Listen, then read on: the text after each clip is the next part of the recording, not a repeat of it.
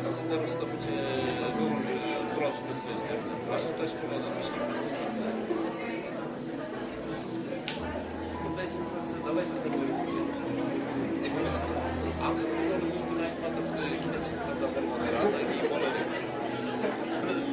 Sen o işte öyle bir nada o ajantaj anlaşılıyor.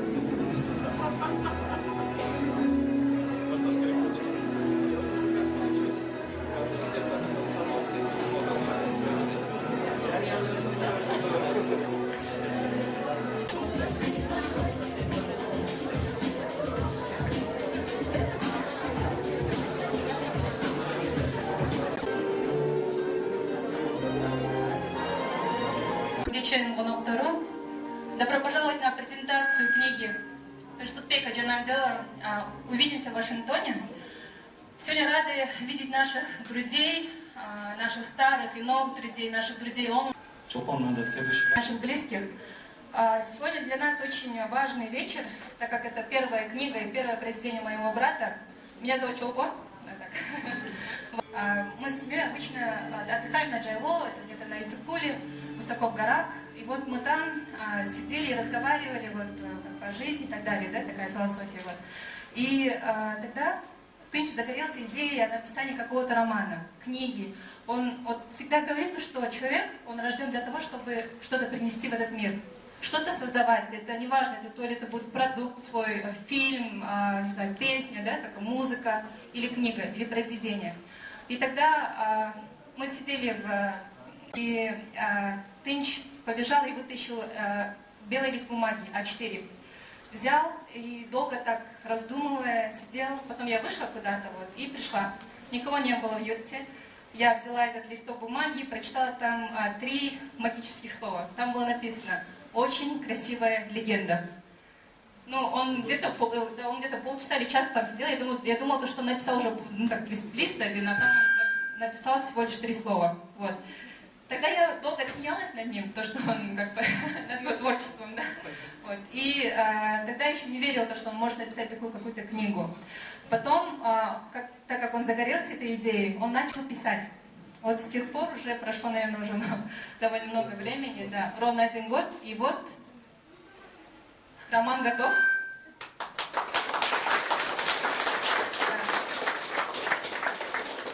И сегодня мы безумно рады вам презентовать данную книгу. А сейчас я хочу передать слово моему любимому брату, талантливому человеку и автору этой книги. Увидимся в Вашингтоне, Тынштукбеку Джанайделу. Привет всем! Очень-очень рад вас здесь сегодня видеть.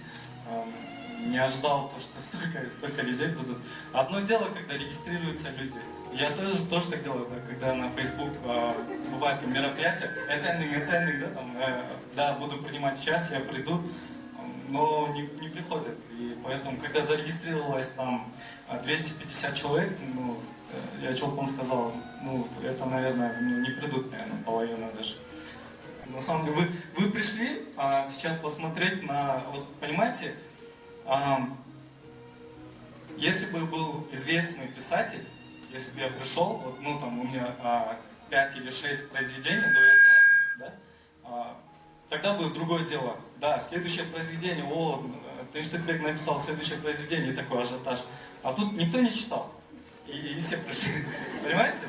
Вы же даже не знаете, что там я написал, может вы вообще завтра облажаетесь перед всеми, потому что вы пришли на эту презентацию, а там никакого контента, понимаете? Спасибо, это называется, наверное, кредит, это доверие.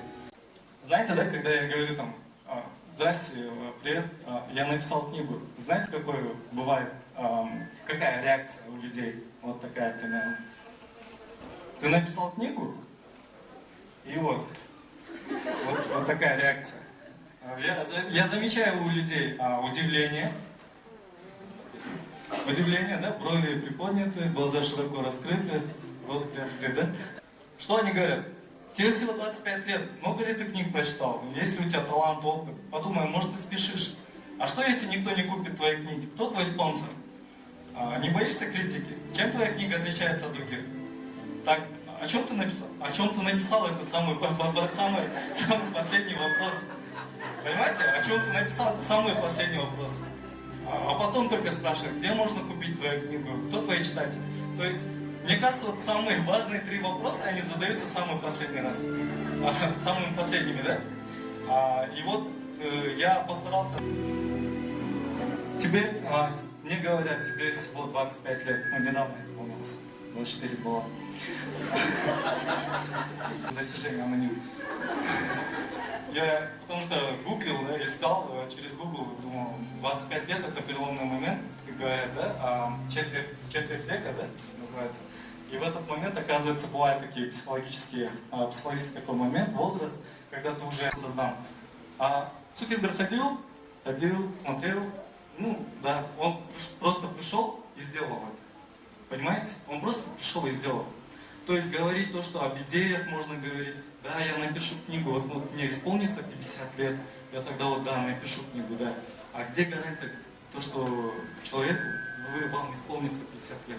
У нас, понимаете, да? Кто это? Джастин Бибер, да? Джастин Бибер. Ему сколько книга исполнителя, да? Джастина Бибера «Baby». Книга вышла и была продана тиражом более 1 миллиона экземпляров, а также была переведена в мир. Я что, хуже Джастина Бибера? Кыргыз говорят, да? Көпте шаран емес, көпті көргім біледі. Да? Не буду переводить, да? Потому что, или поняли, да? Не тот, который будет знать больше, который больше долго прожил, а тот, который много видел. Следующая пословица. Болор бала 15-нде баш болот, болбос бала 30-нда жаш болот. Если человек стоящий, из него что-то выйдет, и в 15 лет уже можно заметить, то, что да, он этот человек, и в 30 лет можно заметить такой человек, не, я еще молодой, я же молодой еще, да? Еще ничего не сделал. Чингиз Айтматов, любимый мой писатель, всегда уважал и читал все его произведения, по-моему, все. В 29 лет написал «Лицом к лицу», в 30 написал «Джамилю». То он жил самый сложный момент, да, в истории. Вторая мировая война. Его отца репрессировали. И несмотря на это, он пишет, понимаете? Чингиз Айтматов, когда он написал Джамилю, да, там все набросились, ой, как это так, что это там, где это видно, чтобы кыргызская там Келин убежала к другому. Как-то, но он написал свою идею, и никто тогда еще не знал про него, правильно? Тот Айтматов, которого мы видели, знаем, 70-80 лет, когда ему было, да, тогда уже люди принимали бы любое его произведение. Что бы он ни говорил, все люди принимали бы. Но когда ему было 29 лет, когда ему даже, знаете почему, вдвойне сложнее было? Потому что его отца, как звали, враг народа, да, в то время. Также Паула Коэльо, люблю его книги, Шарлотта Бронте, да, то, что здесь Хемингуэй, Айтматов, Дэвид Киркпатрик, и Джек Лондон, ну, Гюго, да, кого только мы. Наш Төлегон Хасымбеков, да, очень люблю его «Сломанный меч», роман исторический. Ну, личный блог. Я начал вести свой личный блог где-то 3 года назад. И тогда я задумался, может тогда я создам свой личный блог и буду писать то, что на душе, да? И начал делиться.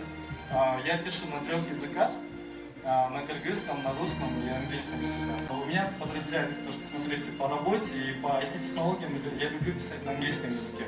Не то, что люблю, а у меня получается лучше, потому что такой язык, да? Про любовь, чувства и так далее на русском языке люблю писать. Наверное, из-за того, что я читал больше романов, да, на русском языке, и поэтому не переписывался с девушками тоже на русском языке. А вот на кыргызском я люблю писать на патриотические темы. Там Алда Кыргызстан, там эгемендүүлүк күн, 2100 жылдык биздин мамлекеттүүлүгүбүзгө, да? Такие вещи на кыргызском обязательно. И знаете, что я заметил? 5000 человек за 1,5 года уникальных людей посетили мой блог личный, Тынчклуб Кеджи, да? И я тогда понял, это же сила. 5000 того, что кто-то читал мой блог до этого. Вот, смотрите, половина зала, хотя бы один раз останавливались, да? И заходили. 10 тысяч page views, да? Page view это просмотров, да, страницы. Я тогда подумал, да, это просто сила. Вот я смотрел там, откуда заходят, да? В основном это Кыргызстан, почему-то на втором месте Россия и Америка, Казахстан и так далее. Даже кто-то зашел из Папуа Новая Гвинея. Оказывается, такое тоже бывает. Дальше. Это картина, которую я нарисовал и написал, вернее, будет. Я с детства пишу картины, не только прозу, да? И эта книга называется «Манас Великодушный». И написал эту картину в 2006 году, 6 лет назад, когда я ездил домой в Каракол и написал эту картину.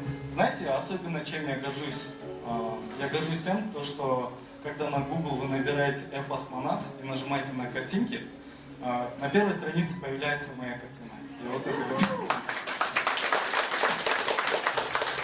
Я думаю, что эта картина, я как-то свою лепту внес, да, в искусство, хоть и маленькое, думаю, потому что у нас великие есть художники, Теодор Герцен, да, и так далее. Я очень уважаю творчество Теодора Герцена, с творчеством которого познакомился в 6 лет, когда мне было. Я сейчас подробнее об этом, на этом тоже остановлюсь.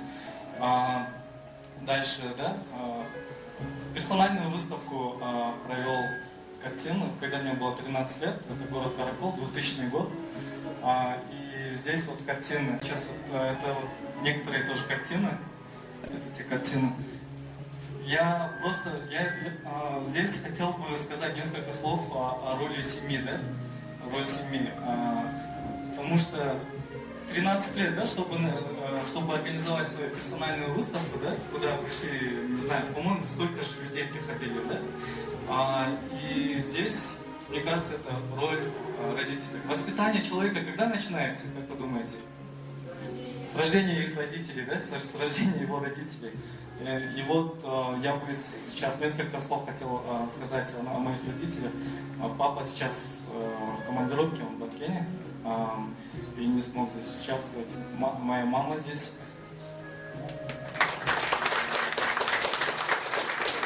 Хотел бы поблагодарить маму Афон Салтана.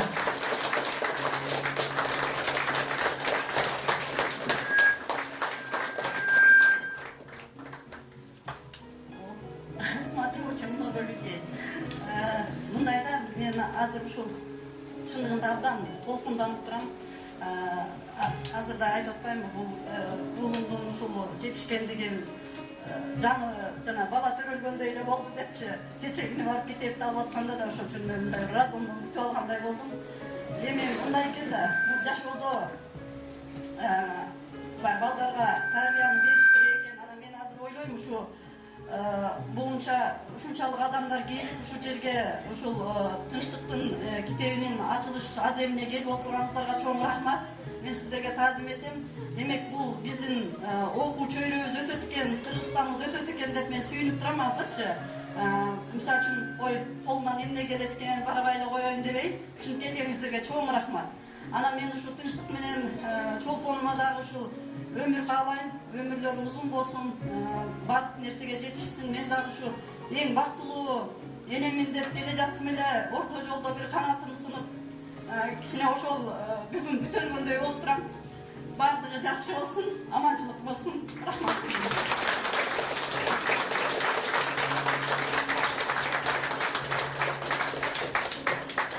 Мына ушундай баланы тарбиялаган менин курсташым Салтанат.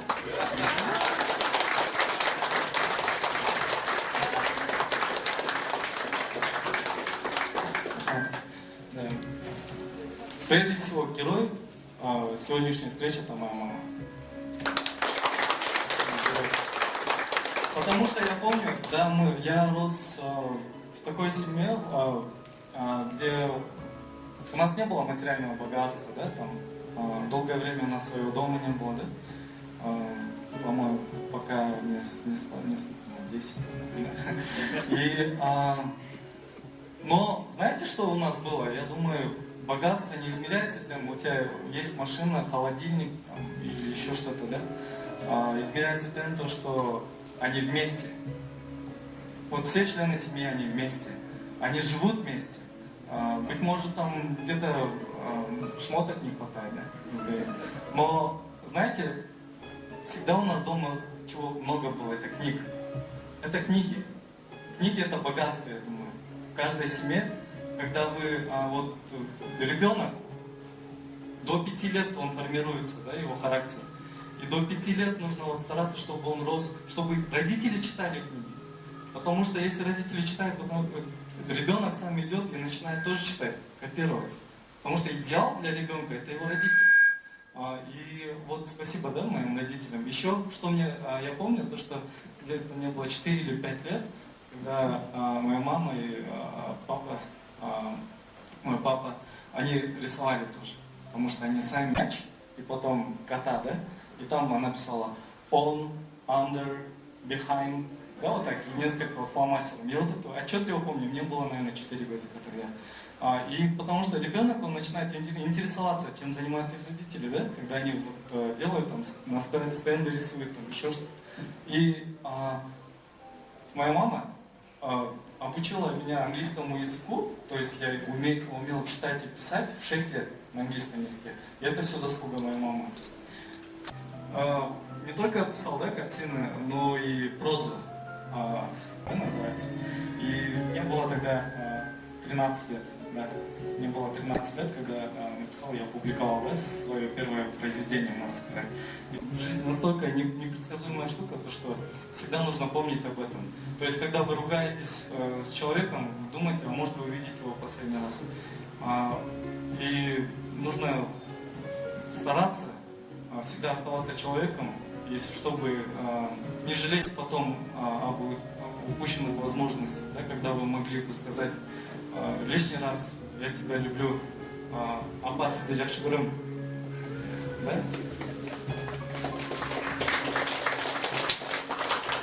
Кто даст гарантию, да, о том, что наступит завтра? Никто не дает гарантии, да?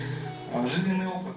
Они говорят, подумай, может ты спешишь, может то, что у меня есть какой-то жизненный опыт, и я не думаю то, что я спешу. Я думаю то, что у меня есть что сказать, особенно молодежи, которые ровесники мои, или там вот жаш старый адамдар, которые тоже жаш болып жүргендер, тоже, наверное, там есть что сказать им, да? Один учебный год, который изменил всю мою жизнь. Один учебный год, это было, когда я поехал в Юград, в Америку, в 1 год учился там, в программе IREX, и когда поехал, 3000 человек уже съездили по программам Госдепартамента США. Разные маски, флекс и так далее, да, их очень много. И я один из тех же студентов, которые съездили просто.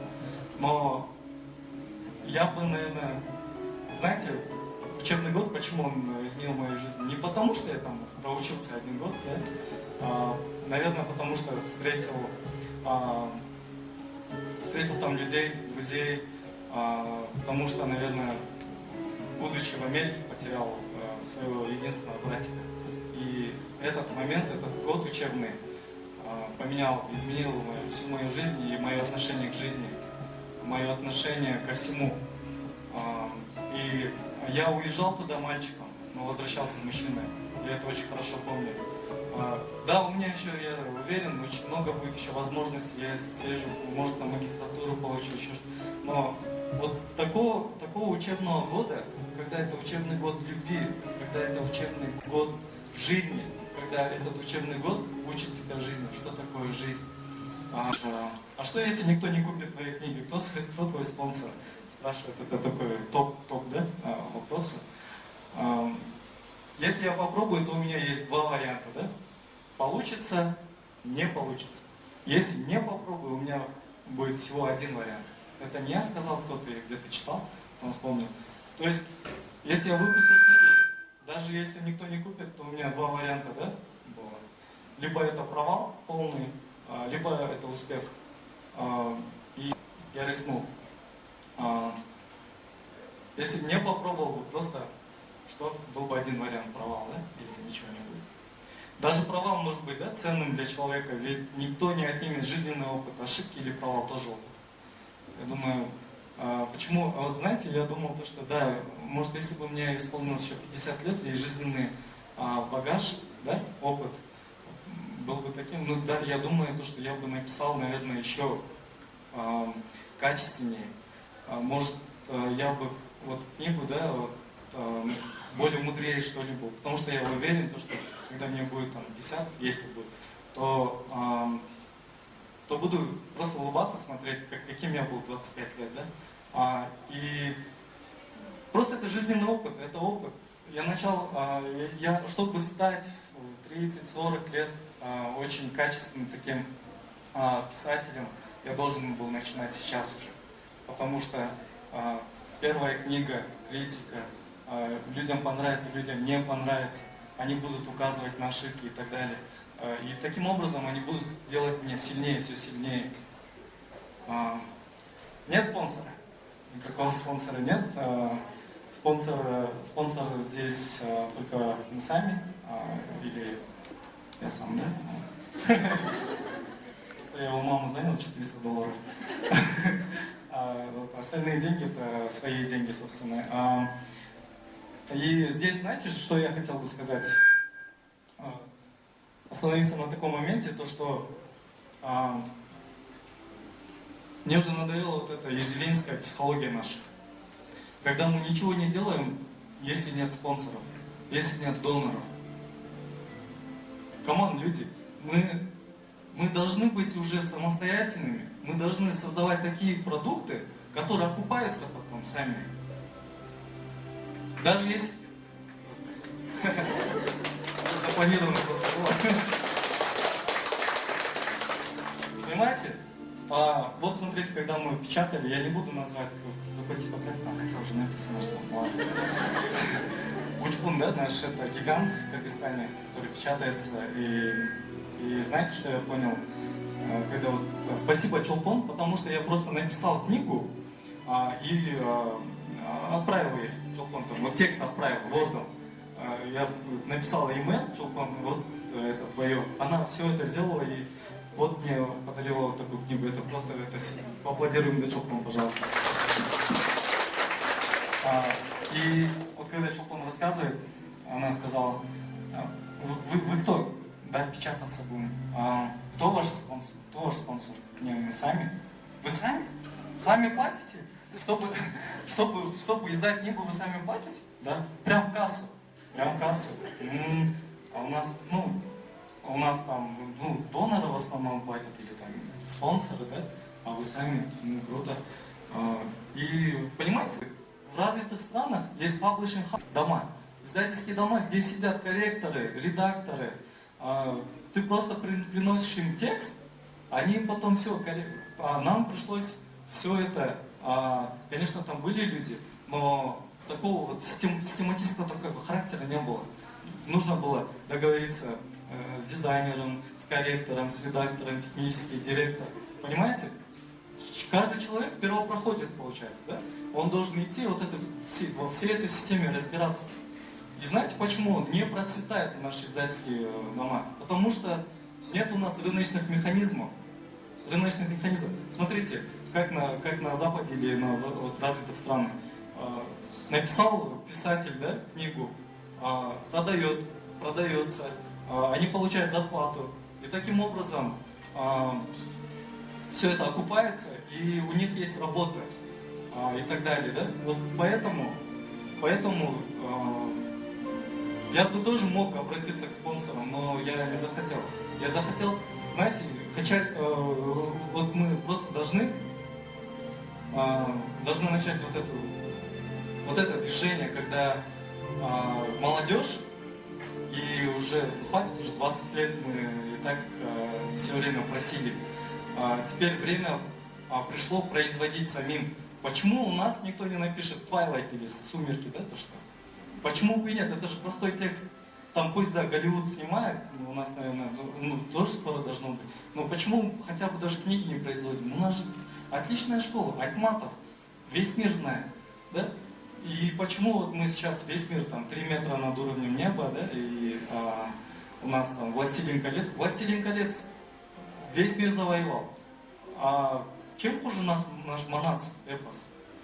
Или еще другие, даже наши младшие, это маленькие эпосы, да, Генджи эпос, как Эртөштүк, Эртаулды, даже Эртөштүк, Одиссея, Энеида, да, то, что вы знаете, Гомер, который написал, Энеида Вергилий написал. Они меньше, чем даже наши Эртөштүк по объему. Не только по объему, а по географии, по охвату. Там, если описывается вот в Одиссее там, там, древняя Эллада, то в нашем Манасе можно от Пекина и до Средиземного моря. Это, представляете, какой охват? Почему мы не сами не производим? Мы сидим, никто не знает во всем мире. А вы знаете Гарри Поттер? Да, весь мир знает вообще все. А кто-нибудь знает Манас, который самый большой эпос в мире? Мы такие, вау. А где это есть в Википедии? Только в Википедии у нас мы можем похвастаться, то, что где-то в Википедии one of the most там, largest epic in the world. И все. А мы же должны это все сами развивать. Никто же не придет. Мел Гибсон не придет в Кыргызстан и не снимет про Манаса. Почему у нас нет даже готового сценария книги? Кто-то будет, что ли, писать там за нас сценарий? Мы должны вот это все сами уже начинать. Дальше вопрос такой. Не боишься критики, когда говорят? Однозначно не боюсь. Во-первых, критика только делает сильнее человека, ведь они указывают на недостатки. Тем самым человек становится все сильнее и сильнее с каждым разом. Нужно принимать, уметь принимать конструктивную, да, критику, потому что это другое дело, когда ой, ты супер, а тогда человек не развивается, когда вот так говорят. Нужно на недостатки все время указывать. А если будет неконструктивная критика, то что говорить? Ну, люди у нас разные. Есть те, которые завидуют, есть те, которые... Ну, много, да, людей, очень разных людей. Однозначно, да? Как на кыргызском, караван будет идти, собака будет лаять, да, просто? И собака не остановит караван. Поэтому не стоит позволять таким людям, неконструктивно, которые критикуют, да, останавливаться и не достигать своей. Потому что он покритиковал, поскакнел и ушел, и забыл. А у вас тут, может, какие-то надежды были, и они не оправдались. Да, про караван. Чем твоя книга отличается от других, да? Это эпистолярный стиль, эпистолярный роман. То есть это короткий роман в письмах, технологии чат, электронные письма. Знаете, ничего не изменилось с тех пор, как вот начали писать любовные записки друг другу люди. Это изобрели еще до нас. Там голубей, да, пускали, там голубя могли застрелить по дороге. Бывало так, что обычные телеграфные или обычные вот письма, да, наши отправляли, адресата не было, а ты что, не писал мне? Да, не писал. И таким образом судьбы, да, менялись. Ты же мне не писал, вот я потом вышла замуж за другого. Или там бывало так, что там письмо придет другому адресату, и те поженятся. Не те, которые любовное письмо. То есть там, знаете, раньше было что? Я очень ценил тот момент, когда вот советская, да, мама, когда ваш период, когда, мне кажется, больше романтики было. И там было очень много, у вас было что сказать этому человеку, а вам мешали преграды, технологий не было, чтобы вот написать, да, я скучаю, и чтобы вот за эту же секунду вот так, чтобы получили. Такого не было. Понимаете? А сейчас что? Сейчас все поменялось. Технологии позволяют парню из Кыргызстана написать любое сообщение любому человеку во всем мире.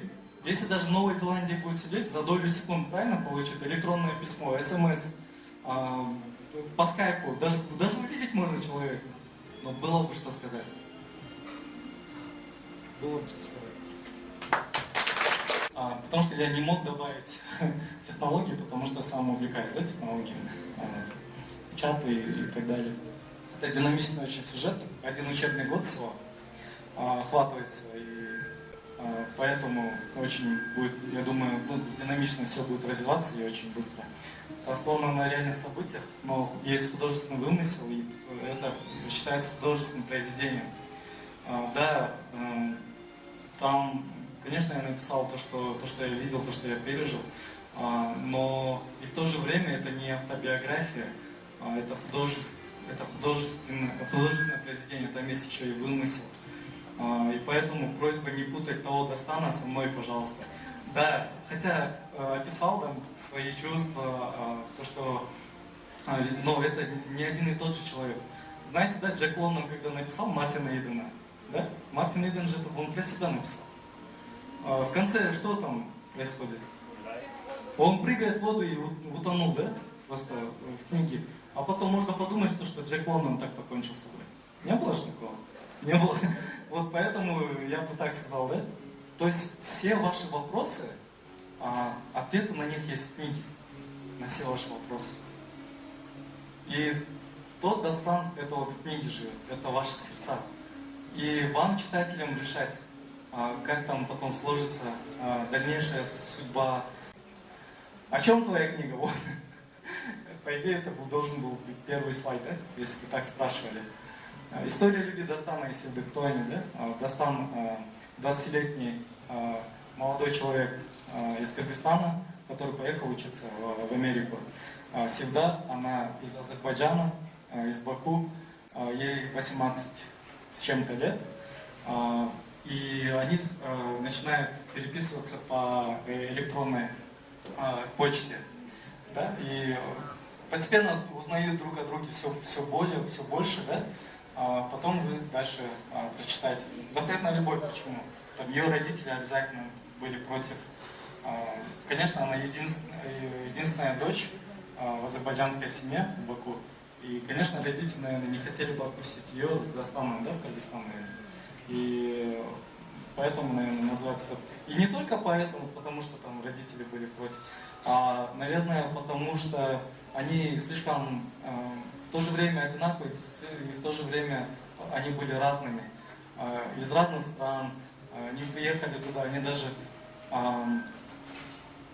Кстати, Севда лучше говорила на английском, чем Дастан. Вот. Особенности культур, да? Это Америка. Да. Особенности культур, да? Вы там обязательно узнаете. Приключения в Америке — это города Чикаго, Нью-Йорк, Вашингтон, Майами, Орландо. Чикаго, там, Thanksgiving Break, да, это День Благодарения, Нью-Йорк, это Новый год, Вашингтон описывается, в Майами, как на Spring Break ездят, да, и так далее. Орландо там Дисней, да? Вот Эмиль Байкет, тут сидит Эмиль Металиев, я помню, он писал то, что каждый родитель должен повести своих детей в Диснейленд хотя бы один раз, потому что это тотально, это просто меняет человека. Человек просто другим становится. 10 лет, если он съездил и посмотрел, как мечты могут просто из сказка может быть стать явью, да? Тот человек, это навсегда меняет человека. И об этом тоже написано. Любовь к родине. Дастан очень будет любить свою родину. Там будут легенды про Кыргызстан. И старался писать то, что не только хвалить там, а вот города Америки, круто, все. И в то же время есть, вот чувствуется там любовь к родине, к Кыргызстану, к легендам, к Иссыкулю и так далее. Образ современного джигита я хотел, кыргызского джигита, да? У нас в последнее время очень много критики насчет кыргызских парней. И не только критики. У нас просто есть статистика, да? Много девушек выходят замуж за иностранцев. И почему? Потому что, наверное, англичане такие культурные, там, а те еще такие. Просто надо признать, мы сейчас недостойны, кыргызские джигиты недостойны умных и красивых наших девушек. И поэтому... честно, потому что они, во-первых, не знают технологии, интернетом не пользуются. Просто сел в машину, там, все, по-любому моя, там, и так далее. Не, есть такое, есть такое. И как молодой я знаю. И не учатся, языки не учат, английский не учат, технологии, интернет, ничего не учат. Так как девушек много, парней мало, они, ну, по-любому, там, если не ты, то другая. И поэтому образ современного джигита я хотел, чтобы популяризировать, да, кыргызского джигита в глазах у девушек, потому что азербайджанка девушка все бы отдала, чтобы хотя бы на миг ощутиться рядом с этим парнем кыргызом. Вот. И еще чтобы в целях воспитания нашей кыргызской молодежи, особенно джигитов наших, горечь утраты близкого человека. Ну, я говорил, это Телек, родной, это наше с ним фото, это последнее. Я не знал, что это мы фотались, что было 14 лет. Вот смотрите, какой ангел, да? И вот еще наши фотографии.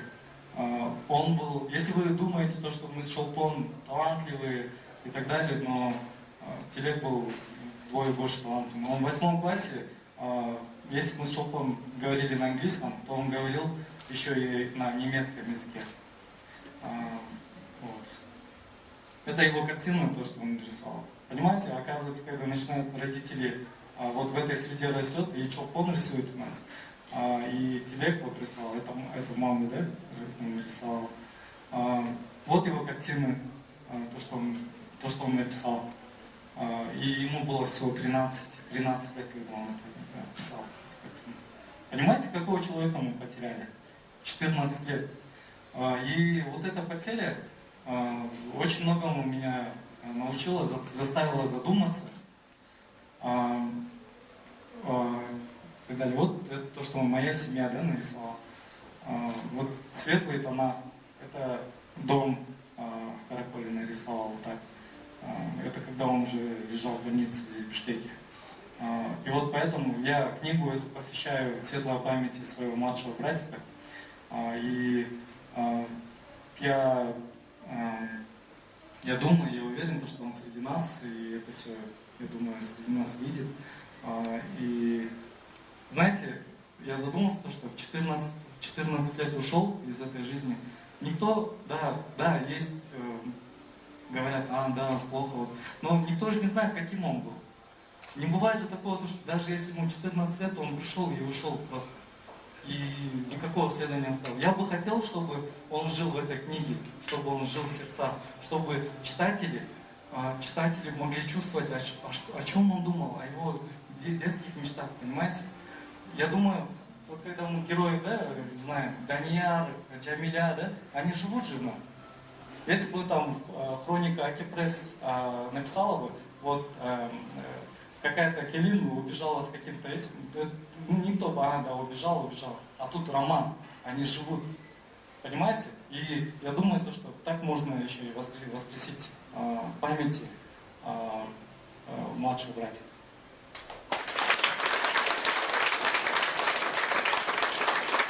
О родине я много говорил, и тут вот мой папа, он тоже будет гордиться, он в Бакене сейчас, по YouTube отправим. Дальше, роль друзей. Там будет описываться то, что вот друзья в Америке, там будут Хасан и так далее. Вот это мои друзья, которых я там встретил из Таджикистана, из Казахстана, из Украины. Мы год были вместе, и они заменили, они не заменили, они никогда не заменят семью. Вот собор. Казахстаном, хотя он мало мне писал. Где можно купить книгу? Раритет и Одиссей, но они добавят свою цену. Тынчтыкбек и Чолпон у нас просто будет дешевле и с автографом. 250 сомов, да, 250 сомов. Обязательно уже мы 2 часа назад загрузил онлайн. Вы можете купить онлайн и загрузить на свои айпады, телефоны и так далее, через планшетники читать. Через PDF и так далее. Стоит это $4.99, ну $5, да? $5. Потом Да, вот видите, какие EPUB, Kindle, PDF и так далее. Все форматы можете, да. И тем более там 20% можно прочитать открыто для бесплатного. Ну, чтобы вы там не говорили, ой, я купил, а оказывается там здесь я бы не купил. Кто твои читатели? Читатели, вот я посмотрел, ну как IT-специалист я выделил тех, которые лайкнули или нажали на «Мне нравится», да, на в Фейсбуке страницы. И там, знаете, оказывается, это самое много. Это женщины 67%. Женщины 67%, а мужчины 31%. И из этих женщин от 18 до 24 это 40%. Вот читатели, если так визуально можете посмотреть. Это Кыргызстан, в основном 237 лайков. Это Америка 17, Россия 6, Германия и так далее. Они будут идти уже. Спасибо. Обратная связь.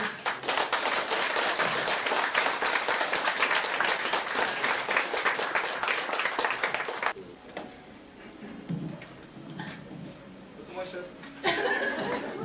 Я здесь не шеф, я читатель. Вот я уже прочитала книгу. О, Была закрутка, скажем, он подарил. Я очень признательна за такую интересную презентацию. Наверное, это, я думаю, все согласятся, наверное, что сегодня такая необычная презентация необычного автора.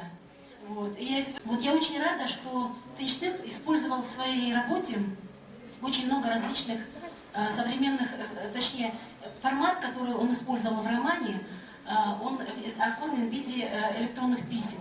И очень часто, вот мы когда переписываемся с молодежью, я вижу, как не совсем неграмотно, в смысле, вот наша молодежь использует вот электронные письма для переписки. Нет темы письма, например. Вот у Тынча, вот, читая его роман, молодежь будет учиться, как правильно оформлять письма, как использовать чаты, как переписываться. То есть вот эти все современные моменты коммуникации, они там у него указаны. И я думаю, что это тоже такая косвенная пропаганда информационно-коммуникационных технологий. Вот. И вот, я признательна Тынчу за то, что он показывает нашим авторам, которых на самом деле много и которые пишут в стол, он показывает новые формы, как можно электронный формат адаптировать для различных носителей. Вернул свои 250 сомов, которые я сейчас за книгу заплачу, потому что сегодняшние шоу и тренинг, они стоят намного дороже. Я получил громадное удовольствие. Я и смеялся, и грустил, и очень сильно переживал, и в один момент у меня навернулись слезы. Потому что Салтанат, его мама, она моя сестренка, она даже младше меня, оказывается. Я очень сожалею, что родителей мало здесь.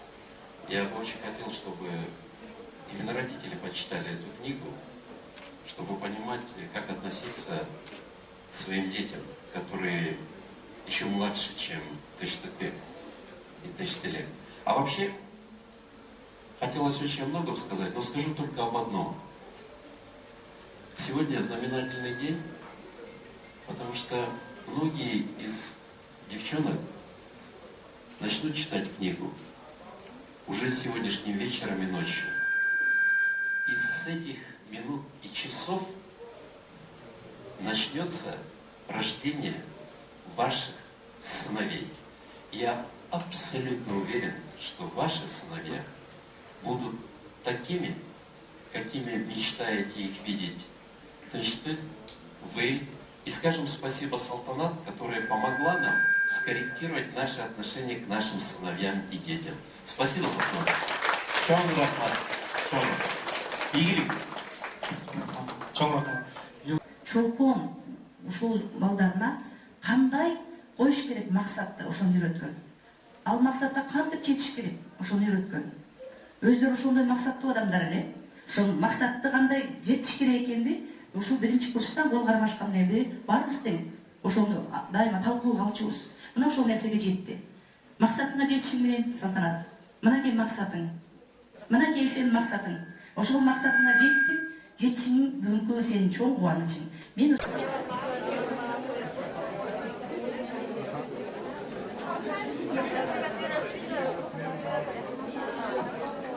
про Дастана особенно. Но я поняла, что в основном в его основе лежит, ну, вы. Это про вас. А как вы писали про Севду? Откуда у вас зародился ее персонаж? Более интересно. Да. Всегда она настоящая. Настоящий человек. Я думаю, особенно когда первый раз пишешь, я бы не смог, наверное, передать те чувства, если бы я писал от имени девушки сам. Вы там поймете почерк, то, что эта девушка сама писала. И про эту девушку, ну, которая, да, в реальной жизни есть, пусть она останется тайной.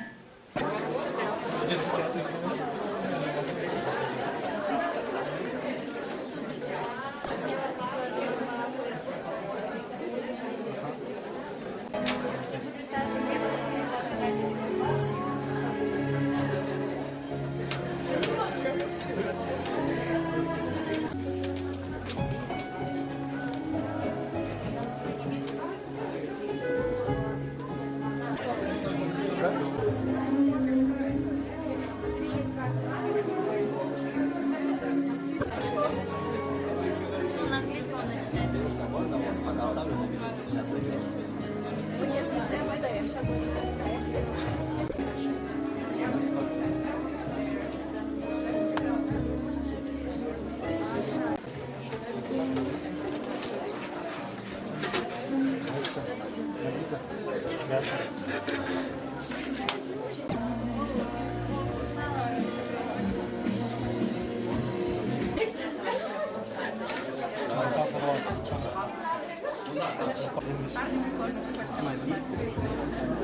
Девушки.